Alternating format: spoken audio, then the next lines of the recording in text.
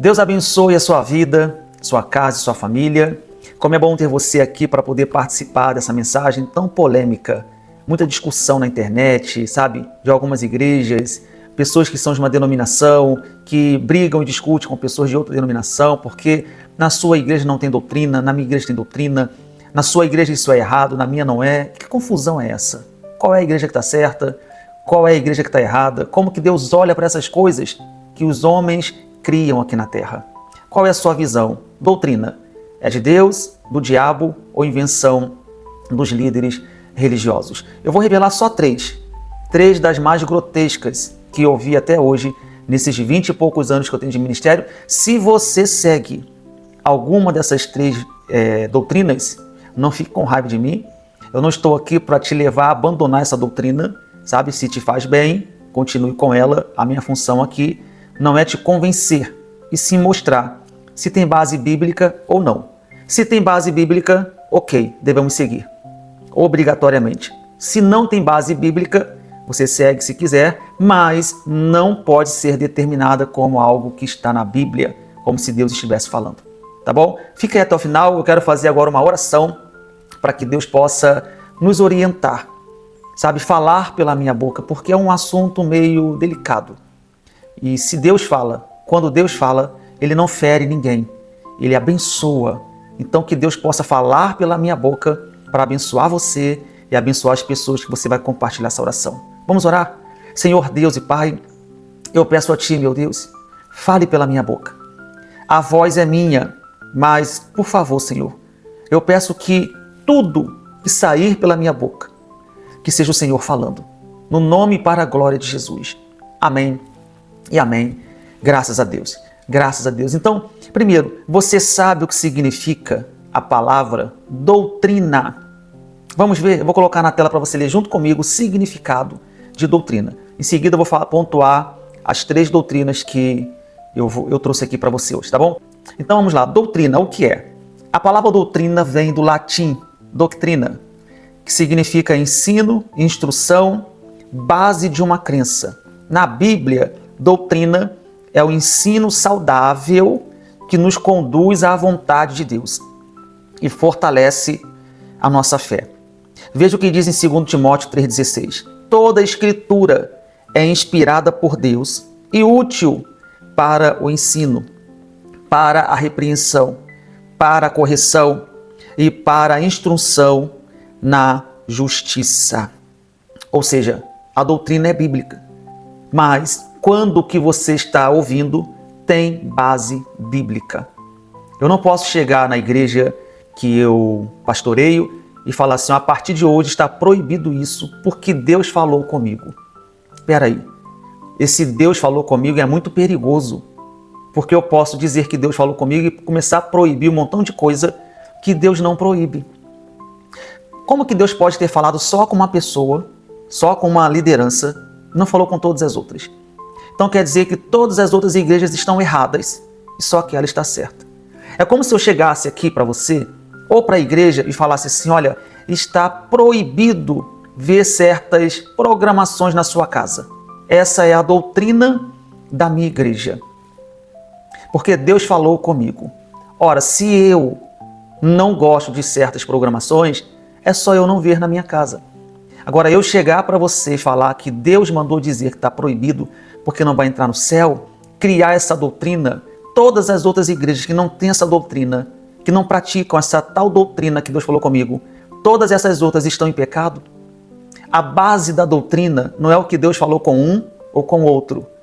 A base da doutrina é a palavra de Deus, porque a palavra de Deus, acredito eu, que é o que é usado nos altares para disciplinar e doutrinar a igreja. Então, isso é doutrina. Eu listei aqui as três piores doutrinas que parecem inofensivas, mas pode destruir um relacionamento. Vamos falar, por exemplo, a primeira. Mulher não pode cortar o cabelo nem usar calça. Vamos supor que essa mulher, ela vai nessa igreja e ela aceita essa doutrina. Ela é convencida que é pecado cortar o cabelo e usar calça. Só que o marido dela não vai na igreja. E ele sempre gostou que a esposa cortasse o cabelo, comprou uma calça para a esposa. Ela chega para o marido e fala assim, a partir de hoje, não. é o meu pastor falou, a minha pastora, sei lá, o seu profeta, o seu bispo, o seu padre, falou que está errado e eu não aceito mais. Aí esse marido pega e fala assim, então me mostre na Bíblia que isso está errado. Não, não quero mostrar na Bíblia. O pastor falou que está errado e acabou. Gente, nós não podemos comer na mão do pastor. Eu sou pastor há 22 anos e eu ensino para a igreja. Tudo que eu pregar, se você olhar na Bíblia e não estiver escrito, você não tem que me dar ouvidos. Primeira coisa que você deve fazer é levantar do culto e ir embora. Eu não estou ali para falar o que eu penso, o que eu quero, sabe? Eu não estou ali para levar a minha vontade para a igreja. É o que está na Bíblia. Quando o pastor, a liderança religiosa, começa a levar para o altar o que ele quer, a igreja vai se acabando aos poucos. Entra a opressão, entra a divisão. Hoje está cheio de gente afastada da igreja, que não quer mais colocar os pés na igreja por causa disso. A fé que você tem que ter para você mesmo. Então, qual é o versículo que alguns lugares usam para dizer que mulher não pode cortar cabelo? Leia comigo 1 Coríntios 11:15. Mas ter cabelo comprido é honroso para a mulher. Algumas igrejas usam esse versículo para poder dizer que cortar o cabelo é desonroso, cortar o cabelo é pecado. Aí eu pergunto, aonde está escrito aqui, olha, cortar o cabelo é pecado? Aonde foi que Jesus disse cortar o cabelo é pecado? Aonde foi que Jesus disse, ou então qualquer outro, que usar calça jeans é pecado? Eu pergunto aqui para a senhora, nessa época existia calça jeans? Para ele poder falar, usar calça jeans é pecado? Imagina só essa doutrina chegar a um país, que a cultura do país é usar calça jeans. O que Jesus vai olhar para essa pessoa e vai dizer assim, você não vai para o céu porque você está de calça jeans. Gente, é muita loucura. Repito, se você tem fé para não usar calça jeans, fique com a sua fé. Um dia, uma senhora, ela chegou para minha esposa e falou assim, você não vai para o céu porque você está usando um brinco de argola. Foi de argola, né?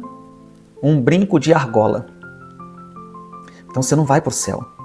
Porque mulher de Deus não pode usar um brinco de argola. Isso é coisa de mulher da vida, vulgar. Veja se pode uma coisa dessa. Ela não tinha fé para usar o brinco de argola. Amém. A gente tem que respeitar a fé da pessoa. A intenção desse vídeo não é fazer você mudar de ideia porque eu quero. A fé dela era não usar o brinco de argola. E tá tudo certo, ó, ok. Mas ela não pode chegar para outra e falar assim, você vai para o inferno porque você não faz o que eu faço. Se não tem base bíblica. Nós temos que nos atermos ao que está na Bíblia. Aqui, a base bíblica. Então, pega esse versículo. Mas ter cabelo comprido é honroso para a mulher. Tá bom, é honroso para a mulher. E aonde está escrito que é pecado cortar? A Bíblia nos dá um ensinamento do que realmente vale. Olha só, 1 Pedro 3, versículo 3 e 4. O enfeite delas não seja o exterior, mas o íntimo do coração. No versículo anterior, é honroso o cabelo. Depois, nesse versículo, 1 Pedro, o enfeite não é o exterior, é o que está do lado de dentro. Se o cabelo é grande, se é pequeno, se está de calça jeans, se está de vestido, se é mais elegante de vestido do que de calça jeans, está tudo, é cultura. Mas Deus não olha para isso poder salvar. Claro que a pessoa tem que ter a consciência do que é lícito ir no culto com uma roupa, sabe? Aí já é do pensamento de cada um. A gente saber se portar nos lugares. Mas dizer que a pessoa vai para o inferno porque usa calça jeans ou corta o cabelo, não tem base bíblica. Cuidado com isso. Segunda coisa, homem pode fazer barba? Homem que faz barba está em pecado? Qual é a base bíblica disso? Não tem. Aqui, o versículo que se usa é Levítico 19, 27, que diz assim, não cortareis o cabelo em redondo, nem danificareis as extremidades da barba. Esse texto aqui foi dado para um povo que vivia numa cultura. É uma cultura, a gente não pode levar a cultura de um lugar para o outro, dizer que o homem que faz a barba está em pecado. Olha, vê se pode uma coisa dessa. Vamos supor que uma pessoa que acredita nessa doutrina, um homem que acredita nessa doutrina, ele machuca o rosto. Aí ele vai lá no hospital, precisa raspar a barba para poder dar ponto naquele local que ele machucou. Ele vai dizer o que para o médico? Não raspa não, porque eu estarei em pecado. Deixa esse machucado aí, criar bactéria, deixa aí, não tira minha barba. Não tem cabimento afirmar que uma pessoa está em pecado ou desagradando a Deus. Se uma pessoa tem a fé dela de não fazer a barba, amém, eu uso barba porque eu gosto. Mas o dia que eu cismar de tirar a barba, eu vou tirar e está tudo certo. Não vou achar que eu estou em pecado porque eu tirei a barba. Veja se pode uma coisa dessa. Aqui no versículo de João, diz assim, ó, não julguei segundo a aparência, mas julgai segundo a reta justiça. A aparência que a pessoa começa, vamos supor que uma pessoa que não tem barba, tirou a barba, entre nessa igreja, vai dizer o quê? Não, você não pode entrar porque você está sem barba. Vamos supor que uma pessoa clame a Jesus, ela está sem barba, e Jesus fala assim, não vou esperar sua barba crescer para poder te responder porque você tirou a barba. Não tem base bíblica. A gente não pode pegar um versículo que foi dado a um povo, a uma cultura, sabe, a um determinado local, a um grupo de pessoas e poder levar isso para todo mundo como se fosse uma lei, como se fosse instituído por Deus para todo mundo. Cuidado com isso. Terceiro e último para a gente encerrar e você depois compartilhar bastante essa mensagem. Doutrina da prosperidade. Se você está com Deus, você vai enriquecer. Isso aqui é perigoso demais. Demais. Outro dia me mandaram um vídeo de uma pessoa usando o altar para dizer assim, a prova de que Deus não está com você é que você não tem dinheiro, você não é rico. Veja se pode uma coisa dessa. Aí você pega a pessoa que está naquele culto, que não tem dinheiro, ela vai sair dali dizendo o seguinte, eu não sou de Deus, eu sou do diabo porque o pastor disse que quem não tem dinheiro é do diabo. Jesus disse que o pobre sempre estaria no meio de todo mundo, sempre vai existir. Existe o pobre, existe o abastardo de dinheiro, existe aquele que está lutando todos os dias pelo pão nosso de cada dia, existe o que ganha bem, o que ganha mal. Isso sempre existiu e sempre vai existir.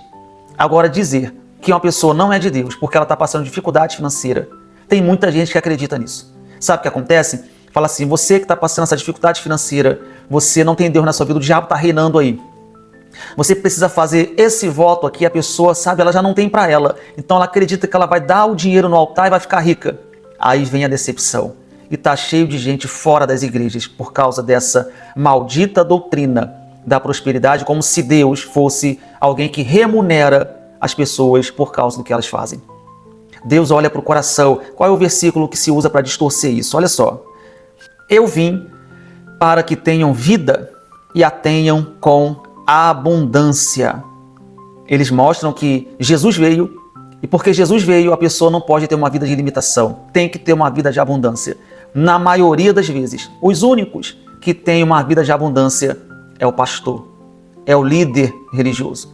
E toda a igreja não tem uma vida de abundância e corre atrás dessa vida de abundância, que o pastor está determinando ser um parâmetro da vida dela com Deus. Você deve sim lutar, prosperar, correr atrás do seu sonho, querer ganhar dinheiro, comprar sua casa, comprar seu carro. Isso não significa que você é mais de Deus e menos de Deus.